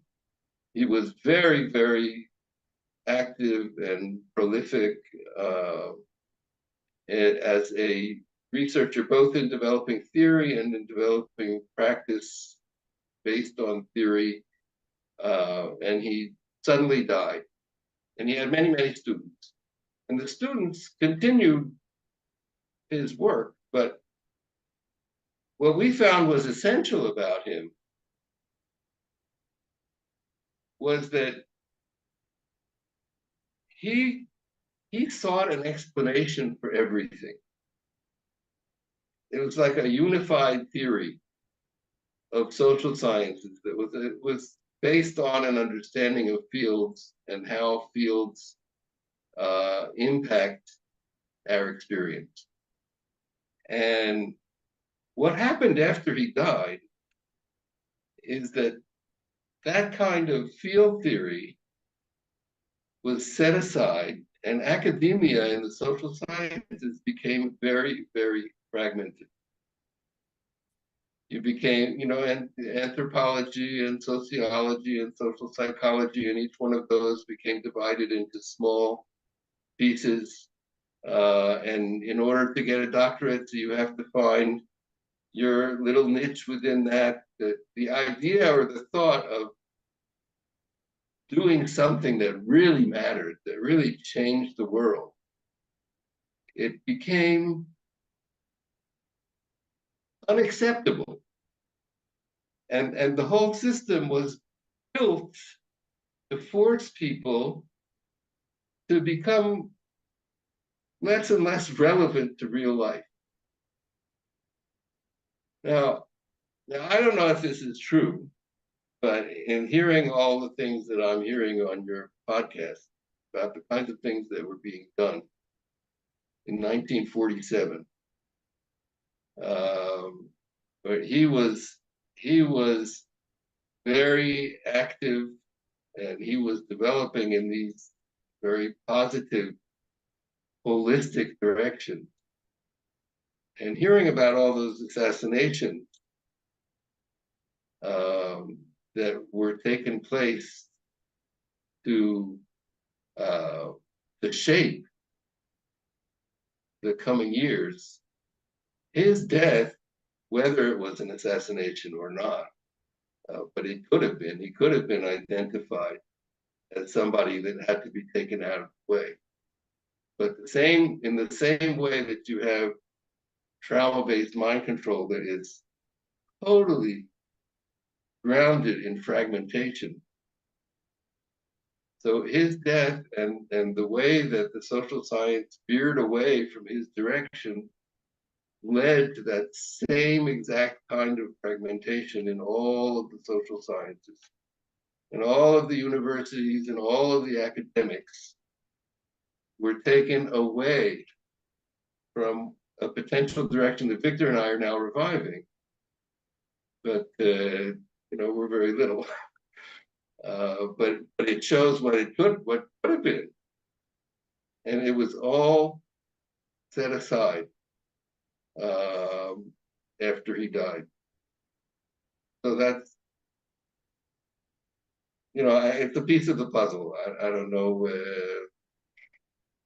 whether it was assassinated or not. It's definitely true that he was working towards as this whole reality of the fields and the social spaces and all that became invisible.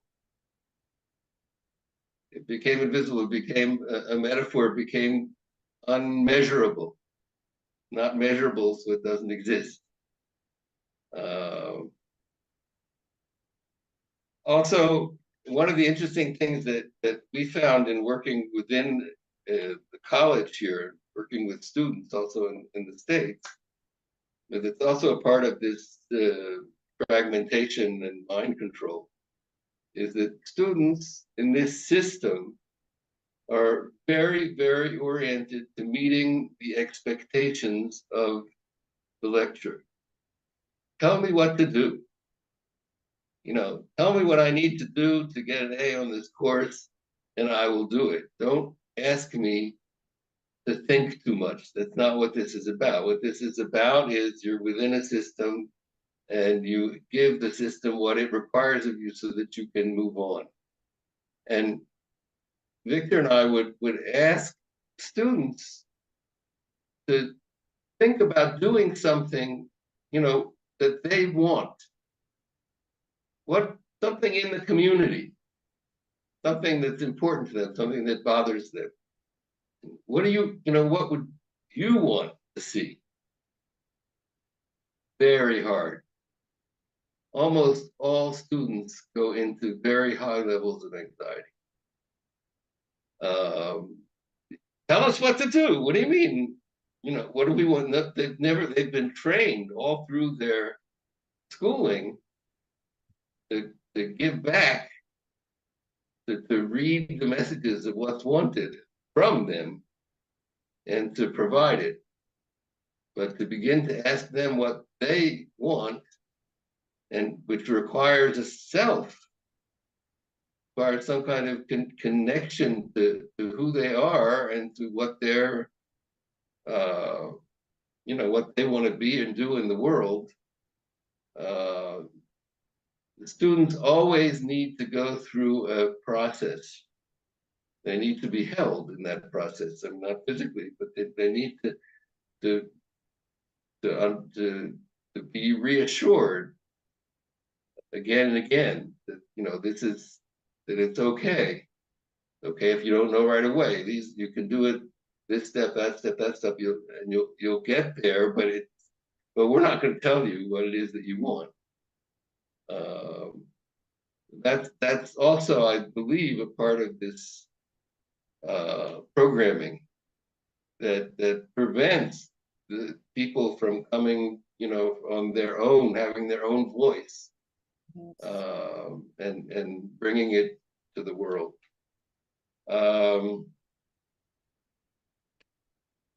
I want to talk to you about your quote from Viktor Frankl. You often, because Self and Field is all about your quote from Viktor Frankl, that freedom is in the moment between stimulus and response. What we do in Self and Field is to not only highlight that moment, but to help people see that in their actions, they are recreating their realities. They're in a field, and certainly you can see it in the field of the people who have been abused and are in those systems. that field generates in them certain thoughts and feelings. And based on those thoughts and feelings, they act. And their action almost inevitably recreates the field as it is. It's not a reality, static reality thing. It's a reality that it's constantly being recreated.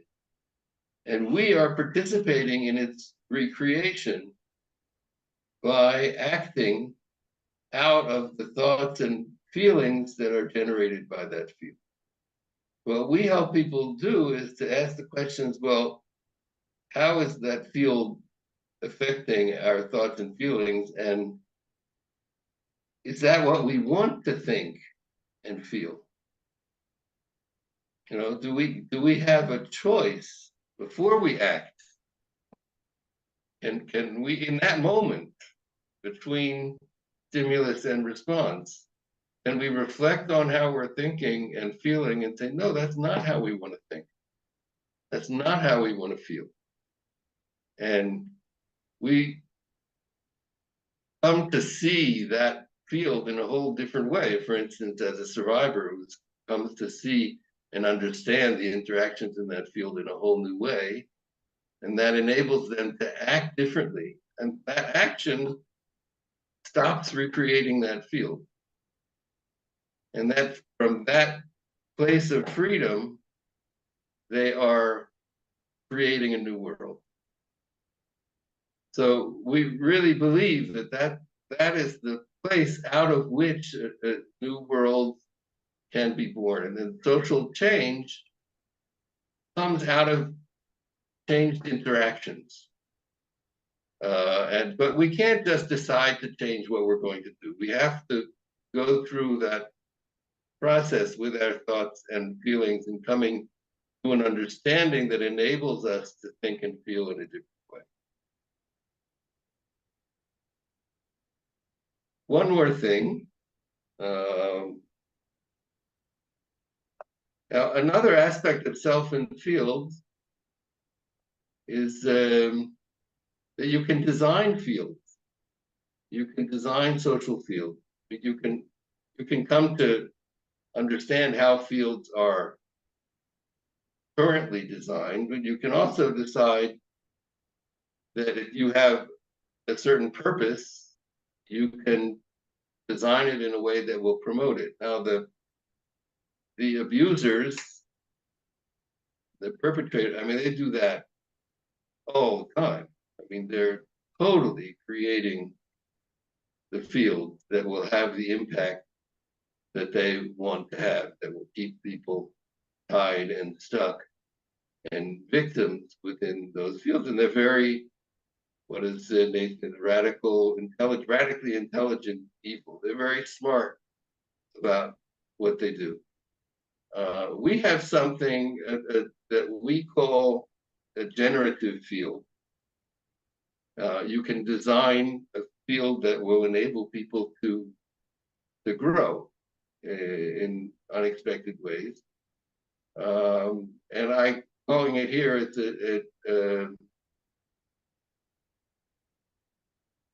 down here, it's a healing field.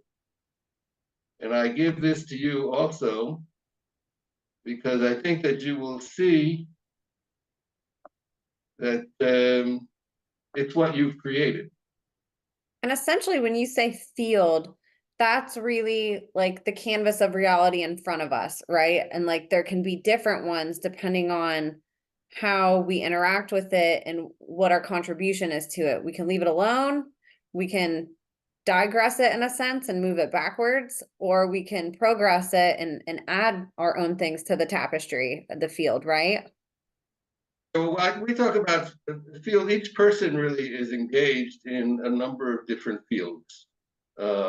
It's, for a field to be relevant, it's made up of relationships and ongoing interactions that create patterns, that create interaction patterns that then take on the feel of reality. But in fact, there are patterns that are being recreated all the time. And you can look what you've done on the imagination. I mean, you, from nothing, from your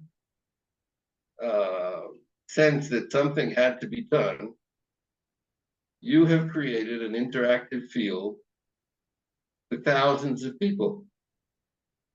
And you have designed that field very deliberately. You know, you have decided what can be and what can't be, and what happens if people don't behave in a certain way. Then you will block them. You have fostered and nurtured the development of a field, and that's very powerful. And I'd like to help you be conscious of that. That's what you've done. Good to know. Now, we've seen a number of characteristics of a healing field, all of which I think are true of this one. We'll start from here. It was originally in Hebrew. Generosity of spirit. You know, it's not a place where people come to be criticized, a place that looks for the good in people, that is free in giving, in complimenting, in recognizing, in seeing the value that people bring. Secondly, diversity is both appreciated and accommodated. You're not looking for everybody to say the same thing. You recognize that if you want to learn from people, then you have to make room for their differences and encourage them to express the things that are different. And if people have, because of their difference, that they can't do things in the normal way, then you will make the accommodation to enable them to participate. Members are both accepted for who they are and also challenged to grow. You know, it's not the two sides of growth. One, first, it's not enough to accept people and for them to just be who they are. It's a context. Every podcast is a challenge to grow. You know, each person, me in my presentation, to make that presentation is a challenge to grow. It's a dynamic process that, you know, what you do with these long, the long, what's it called, long form, instead of forcing people into boxes of time, is a message of acceptance of who they are and you know how they want to present themselves. Collegiality, and this is really important, and this is I felt very strongly, and also in my work as a therapist, we are all on the same journey of life. I mean, every single person here, there's no higher or lower. There's something basic about the life experience and the journey and the challenges that we all face. We're all in this together. Members are open to changing through their encounters with others. You know, you're not coming up at some podcasts where or many conversations in which, you know, people bring their point of view, and there's a debate. Each person brings their point of view, and they end up leaving with their point of view. Here, there's a challenge also for you. You're hardly the same person that you were when you started on this journey. So that's recognized as part of what it's about. And finally, room is left for the emergence of the unknown. And you started with that, and you continue with that. An understanding that you don't know, can't know, and things also that you know now are temporary, because later on down the road you may know other things, like what I said today, what I brought today about the social sciences and how they're trained. So you didn't know that was maybe a part of it. Each person brings in a different aspect, and you need. I think that's, for instance, in therapy, when you come with your models of therapy, and you only see what you know. So there isn't room for the emergence of something unknown. Um, so that's that. I love this. I love that what you're doing is, I mean, really at its core, challenging people to overall open their mind, to accepting things beyond their belief system, and that's like really the core tenet of mind control, is like keeping such a tight lock on the beliefs that have been repeated to you over and over and over again, whether it's on TV or in school, and like staying glued to those for your whole life. And that comes right down to how we interact with people, our relationships, how we are in our professions, our ability to just grow as a person, and I love that these values that come with this healing field are having people take a step back and say, look, you don't have to let go of your beliefs. You can keep those. We're asking you to interact with the world around you different, to not let your beliefs hold you back from growing a relationship or growing in your career, to just really to holding on to your beliefs and then being able to just expand with them, and I think that's more empowering than anything else. I think some people get under the impression, we were talking before we were recording about cognitive dissonance a little bit in your field, and how much money and time and years goes into getting a degree in something like therapy or medicine or being a doctor. And a lot of people leave those universities broke, they just invested all these years of time, all these hours, all of these exams, all this time missed that they could have been doing anything else. And so then to be challenged with new information, I think it's easier sometimes to just shut that off and to say, I'm going to stay in my lane, because it pains me to think that I could have spent all this money and spent all this time learning something that maybe wasn't conclusive, or maybe was leaving things out that could have benefited me. Some people would rather just look at their textbook and say, no, this is it. It has to be it. And I love that what you're doing is saying, you can learn all of that, go out and learn and keep that, that all that stuff's valuable. What we're asking is to change how you interact with everything else. So when you're with a client, to ask questions like, okay, I have all these tools. Is there any other tools that I could add to my box?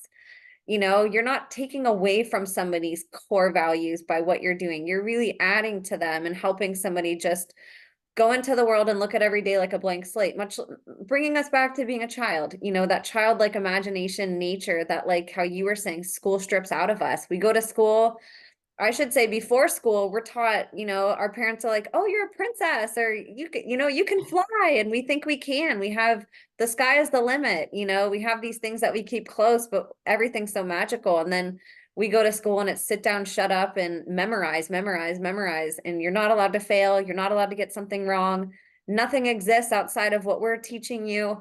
And so you're right, people get stuck in these boxes where they're afraid to fail. They're afraid to think of something other than what they've learned, or they don't even know to think of something other than what they've learned.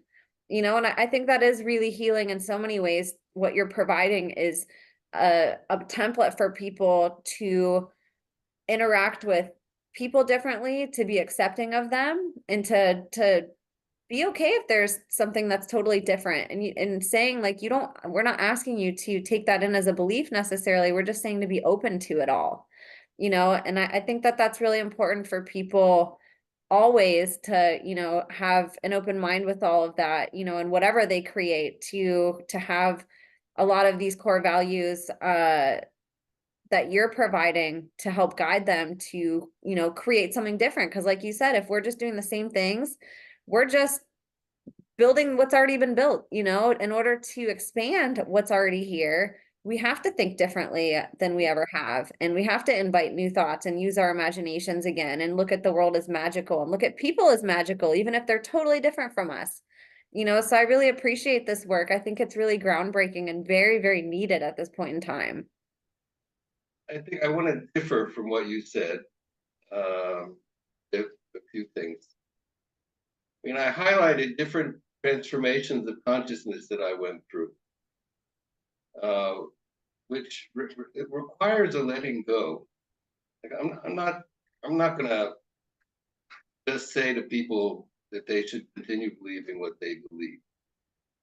I'm gonna ask people to recognize maybe where that's coming from and what that's doing to them.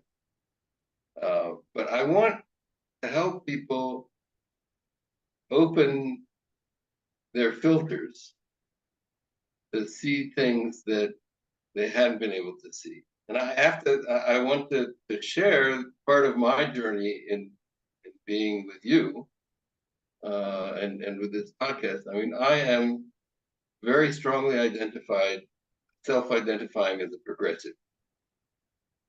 And in many ways, I believe and agree, and I'm part of that echo chamber, the progressive echo chamber. And I'm part of what's challenging to me in moving here, and not only with you, but also some things that I've gotten to through you,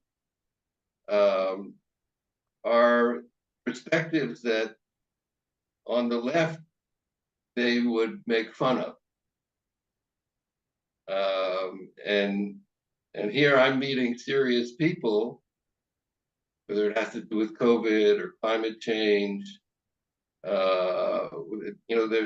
There's serious people and there's scientists who have things to say, and so I'm being challenged to open, to be able to, take in things that I had previously not believed that I could believe in. But if I'm going down the path here of the evidence that's coming in through the survivors and through other things, so that it's taking me places that I would not have been able to get to. I mean, it would have stayed over there. It requires a certain openness to transformation, openness to taking in information that had been beyond the pale. I mean, I'll be even more open. I mean, I have a question with Jesus. As a Jew, he's out of bounds. I hear all of you, and not only starting now, but I know like people have very, very deep experiences, not just beliefs, but experience. So what do I do with that? And that's something to do with. Years ago, I actually came to that. I came to that place that I could recognize it, but in order to hold on to my family and to my basic identity, I can't go there. Right? Because if I go over there, then there's like no way back. But that's another example of when you open yourself, you're opening yourself to seeing things that are dissonant, that there's dissonance with who you've become. Yes. And I love that you brought up those examples too, because, when you're on one side of something, you feel so passionately about it. Anything you hear from another side, you just automatically want to write off, whether it's politics, whether it's, some type of a global issue, even in the survivor community, and not necessarily the people in it, but the people in it versus the people that aren't. A lot of people outside of it, they hear something like MK Ultra or satanic ritual abuse, and they're just, nope, fake. But when you actually listen to a testimony, even if you didn't ever believe it before, if you just sit there and listen to somebody share a testimony of their life, it all of a sudden doesn't sound crazy anymore, right? It doesn't sound out of the realm of a possibility. And then you can start to contemplate, could this be real? I didn't believe it was, but could it be? Could my beliefs maybe use some fine tuning, or could I maybe investigate this? I think like when you're curious about just taking in information that you wouldn't normally, it does expand you, and it does make you more compassionate in a lot of ways to things that you just write off, and to people that are so much different than you. Because you're right, like, yeah, you can look at something like climate change, for example, and depending on what you've heard, you can think it's just complete bogus, and maybe it is, but there are legit some people out there that are so passionate about it that think the complete opposite. And it's fascinating to listen to them to just say, how did you come to your conclusion? Because I'm all the way over here at mine. I Mm. want to hear how, like, why are you so passionate about this? And sometimes there can be a level of compassion and empathy, even if you don't necessarily switch your views 100%, to just take that information in and to say, okay, I see how you can arrive there. It might not have changed 100% how I feel, but now I have more information and I can see how you arrived there, and I respect you for that, and I'm not going to hate you because of it or just write you off because of it. I'm going to listen, and you never know how doing things like that, like you said, may change your whole belief system. Maybe you hear something and it challenges you so much that you're forced to change, which this information for me did. And I know for you, it did too. In your own career, you had to pivot from what you learned and learn a whole different realm of what trauma does, in order to refine yourself as a practitioner. But if you would have just shut that off, I mean, imagine what a loss that would have been for not only your clients, but for your own growth. Yeah. But here, what's interesting is, I had that growth, I learned those things, and I didn't have a world in which to fit them. And so for me, I already have those experiences. It's not like I have to believe somebody else telling me something, because I have so many of those experiences. So I know that's real. Um, but I needed some of the larger context and community also. Yes, absolutely. And so where is this work going? What are some of your plans with this? Because I think that this is pretty neat what you're getting into. And I feel like you're just sort of getting started on your journey in a lot of ways, even though you've been doing this for a long time. I feel like your work is so much more imperative now than ever, and you're coming to these conclusions that the world really needs right now. Let's see how it goes. I'm better at creating the self and field thing. I have a couple of partners, and we're going to be writing a book, but how to actually get it out there in the world, especially because what I do is always sort of outside of mainstream conceptions, outside of what society is looking for. But I have a strong partner in San Antonio, and I'm hoping that from there's a community. Action research is a thing. There's a whole worldwide community, and our goal is to at least, develop a niche within that for the self-help field, and we'll see where this goes here. It's also I'm bringing myself to this. One of the things that I do see that's important, and I haven't talked about Nechama and about the advocacy work. I mean, I would like to be a bridge between the world survivor community and the Israeli community. People here are growing up at grassroots. They don't have the benefit of a larger perspective of what's going on, or the possibility of connecting. So I'm connecting with some of there's just the initial people who are willing to speak about ritual abuse here in Israel. And we're creating a small group, and hopefully, bit by bit, we'll bring it up and see. Also, the reality here is it's just so terrible now. I mean, we've talked all this time without mentioning Gaza, and I don't want to do that. I'm very aware of the suffering of the Palestinians in Gaza. I also feel very much at odds with the society here. I'm one of very few relatively isolated people who are recognizing that we could very well be in the wrong here. Things that we're doing are not justifiable. I don't know where that's gonna bring us, but it's also related to the perpetrator and abuse. That's the whole that's the whole story. It's unrelated. I mean, I think, for instance, that Netanyahu is part of the cabal. I mean, it's not separate from all the things that are coming up here. And then the terrible trauma is part of the trauma-based mind control in Israel and throughout the world.